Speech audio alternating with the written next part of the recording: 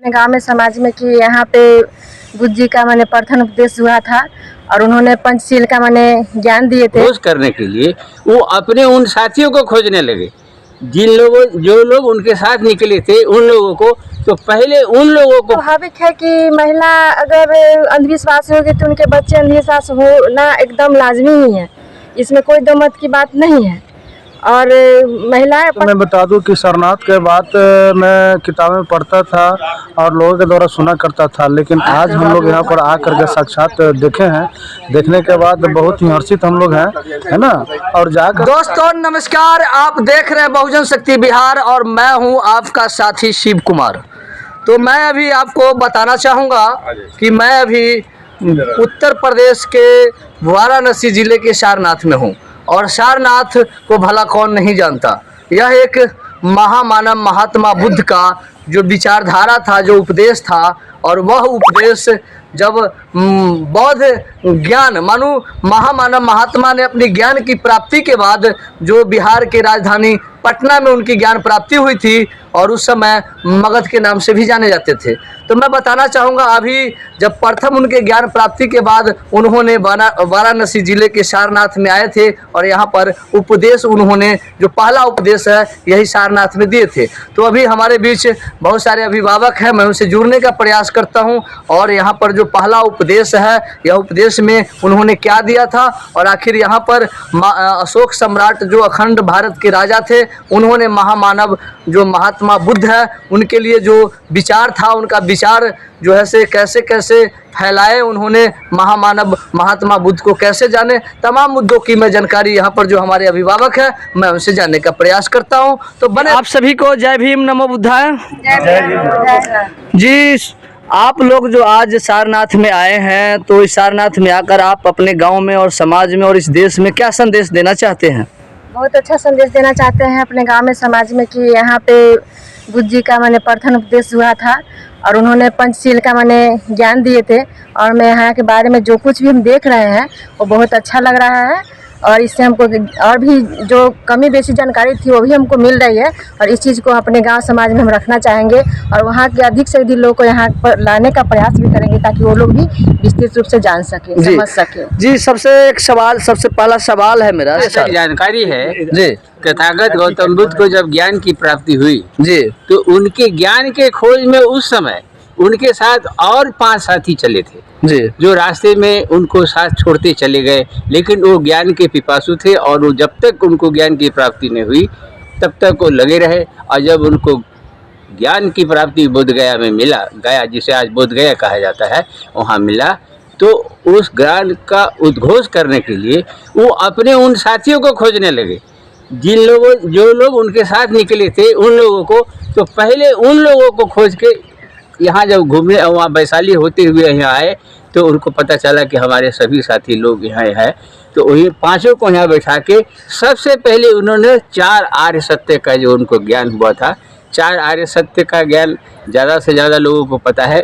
और ये सबसे बड़ा बात उन्होंने कहा, भाई दुनिया में दुख है, दुख का कारण है और दुख का निवारण भी है और उसका मैं पथ प्रदर्शक हूँ। मैं निवारण कैसे हो उसके बताने का जो काम है वो हम लोगों को करना है। और 5 शील की बात तो पीछे बाद में हुआ। 5 शील कौन है? झूठ नहीं बोलो, किसी की अकारण हत्या नहीं करो, सच माने क्या बोलते हैं, बेविचार नहीं करो और चोरी नहीं करो। ये 5 उनका ये था। सर जब महामानव की जो 5 विचार हैं, चोरी मत करो, बेविचार मत करो, नशा मत करो, ऐसे 5 विचार हैं। अगर 5 विचार अगर लोग इस पर अमल करें तो इस देश में जो कुरीतियां है, जो भ्रष्टाचार है, लोग जो कानूनन अपराध के नाम से जाने जाते हैं, सामाजिक बुराई के नाम से जाने जाते हैं, तो ये तो ऐसा कोई मुद्दा ही नहीं उठेगा जब 5 विचार अपनाएंगे तो। कुछ नहीं। एक चीज़ और आपको बता दें कि मैं लगभग 23 विदेशी कंट्री में गया हूँ। मुझे कहीं जहाँ भी बौद्धिस्ट कंट्री है वहाँ कहीं भी आप लोग कभी जाए तो देखिए, ये बहुत अनोखा बात बता रहा हूँ कि पुलिस की व्यवस्था जनरली सब जगह कहीं नहीं आपको मिलेगी। अगर है तो सीसीटीवी के माध्यम से कंट्रोल हो रहा है, लेकिन कहीं ना कहीं है बैठा हुआ कंट्रोल कर रहा है। लेकिन रास्ते में क्योंकि वहाँ के लोग बुद्ध के विचारों वाले हैं, न चोर है, न डकैत है, न हत्या करते हैं, केस मुकदमा ज्यादा होता ही नहीं है, इसलिए बहुत कम होता है वहाँ जहाँ भी है बुद्धिस्ट विचारधारा के लोग। जी, जी। और आपसी भाईचारा भी होता है। इस तरह भारत के अलावा दुनिया में कोई ऐसा देश नहीं है जिसमें जात के नाम में लोग बटे हुए हैं। मात्र एक भारत ही एक ऐसा देश है जिसमें जात के नाम है। इसके साथ सटा हुआ जो नेपाल है वो इसी का देन है। और ऐसे मतलब वो बुद्ध का जो है जहाँ भी है शिक्षा गया है वहाँ शांति है अभी। चलिए, बहुत बहुत धन्यवाद सर जी। एक सवाल था और मेरा सवाल यह है कि आप लोग जी गांव से आए हैं, सबसे पहले हम आपका परिचय जानना चाहेंगे। मेरा नाम प्रतिभा है, मैं वैशाली जिला की निवासी हूँ। और वैशाली से चलकर आए हैं आप। जी, जी। तो आज आप इस सारनाथ में आकर अपना बहुत कीमती समय दे रहे हैं और यहाँ इस सारनाथ में जो अशोक सम्राट का जो यहाँ पर बनाया हुआ जो महल है और जो महामानव बुद्ध का यादगार है, इसके बारे में आप अपने गांव में और समाज में जाकर क्या संदेश देना चाहते हैं? बहुत अच्छा संदेश देना चाहते हैं ताकि लोग अधिक से अधिक इस चीज़ को जानकारी ले सके और मिल सके और उसके बारे में जान सके। और जो भी धर्म के नाम पर लोग अंधविश्वास की तरफ बढ़ रहे हैं वो ख़त्म हो सके, मेरा यही प्रयास रहेगा। और विशेष तो और लोगों के विषय हम बता नहीं सकते हैं, जिनको मन चाहेगा मानेगा वही कर सकते हैं। नहीं, एक सवाल और है। सवाल यह है कि खास तौर पर महिला ही अंधविश्वास और पाखंड को जो है से साक्ष्य मानती है और उसके तरफ आगे बढ़ती है।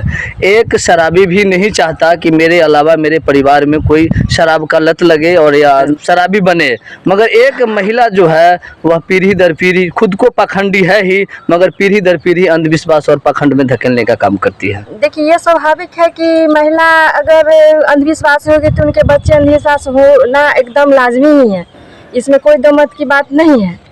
और महिलाएं पाखंडी इसलिए बन गई है या फिर जो भी अंधविश्वास, क्योंकि उनको अशिक्षा क्या भाव में बनी है, उनको शिक्षा ही नहीं है। वो न बाहर जा सकती है कुछ जान सके समझ सके, शिक्षा के कारण ही वो अंधविश्वास की तरफ जाती रही है। आप अशिक्षा की बात कहते हैं, महिला अभी इस देश के राष्ट्रपति हैं, डॉक्टर है, इंजीनियर है, कलेक्टर है, और आप अशिक्षित उसे कैसे कहते हैं?